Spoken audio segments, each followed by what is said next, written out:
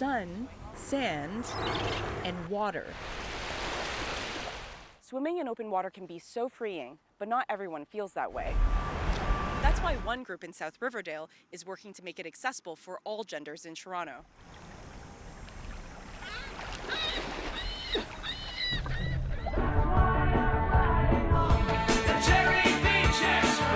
From a notorious spot for crime in the 50s to a safe local hangout by the early 2000s, Cherry Beach in South Riverdale has made big waves of transformation over the years.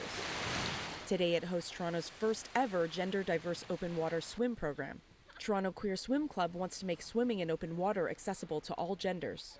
When you look at sports in particular, there's a lot of history of queer folks not feeling comfortable, whether it's in sporting groups, in change rooms. Having more and more spaces that create that space where folks can come and feel comfortable enough coming is important. Started in July 2024, swimmers of all levels meet every Sunday morning. Beginners learn to swim in open water for the first time, while advanced swimmers train to compete. Lev Goldberg is training to be the first trans athlete to swim across Lake Ontario. I know for myself, gender dysphoria was one thing that kept me away from the pool for a good chunk of my life, from when I was around 10 to when I was about 27. It took me that long to get back to it, and one thing that made it feel safer and more welcoming was being able to have that space with other queer people, other trans people. Downtown Swim Club partners with the Open Water program.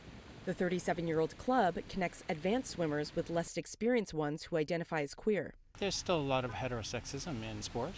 I think a lot of gay, lesbian, and queer swimmers feel more comfortable swimming with each other and swimming with coaches who understand them, and it emboldens them to pursue the sport, feel comfortable at it, get good at something. It also gives them social options afterward and during that wouldn't be there in another type of club.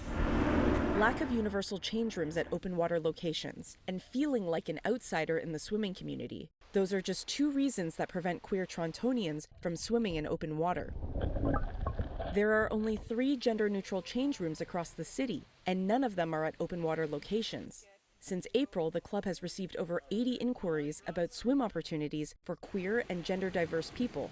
It's just a really great opportunity to be able to be there for some people's first open water swim ever, and to see people learning and experiencing that you can swim in Lake Ontario is just really, really special. Signing off, I'm Anita Lee of The Green Line reporting with City News.